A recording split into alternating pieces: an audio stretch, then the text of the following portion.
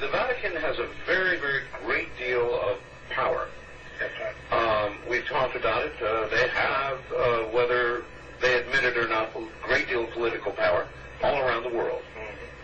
One of the things that they did fairly recently was they muscled, and I do intend to use that word, they muscled their way onto a mountain in Arizona, Mount Graham, and they built an observatory on Mount Graham in connection with an Arizona university. However, the Vatican has the larger part of the control of this observatory, looking at deep space things. That's right. Now, why would they have done that, Father? Because the mentality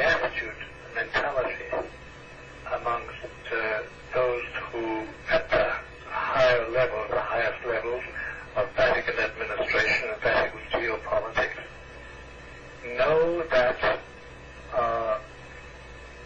now knowledge of what's going on in space and what's approaching us could be of great import in the next 5 years, 10 years.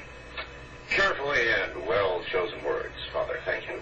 West of the Rockies, you're on the air with Father Malachi Martin.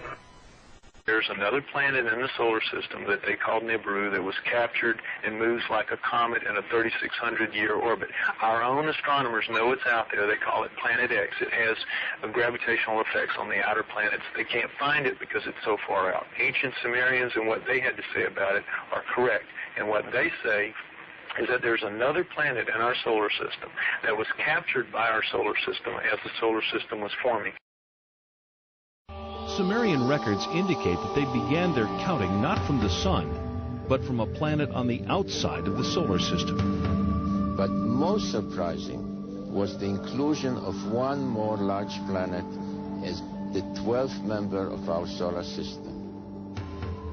The launch of Pioneer 10 in 1972 ushers in the era of deep space exploration. The craft journeys beyond the outer known planets, sending back data that is used to seek a possible 10th planet. 14 August 1978, which was just about 6 weeks after we discovered the fact that Pluto has a satellite. Once you have a satellite for a planet, you can determine how heavy it is. It turns out Pluto was very much smaller and lighter weight than we had thought, which meant that Pluto has no influence, no appreciable influence on the motions of the planets Uranus and Neptune. At that point, we voiced the hypothesis that this means that there is at least one yet to be discovered planet in the outer reaches of the solar system. Over the past 2 decades, physicists have joined astronomers in the search for the mysterious Planet X. One of the things we did in 1978, having made this prediction that there was an additional planet, 10th or 12th, depending on your point of view, we sort of put our money where our mouth was, as it were, and we went out and we started looking for this thing. We've been able to refine the search area somewhat, get it rather narrowed down. We do our predictions based on the observed anomalies in Uranus and Neptune. We actually are currently looking down in the region of Centaurus, which is just south of the constellation Libra. But if it is in the kind of orbit that we describe here, it would have to be a planet that would have a mass something like 3 to 5 times the mass of the Earth. This would put it intermediate between the gaseous planets like Uranus and Neptune and the terrestrial planets that we have in the inner part of the solar system. So if this planet turns out to be in a 3,600-year orbit, then its mass will be correspondingly larger. This one here is a map of the solar system as we know it. The inner planets, this is the orbit of planet Pluto.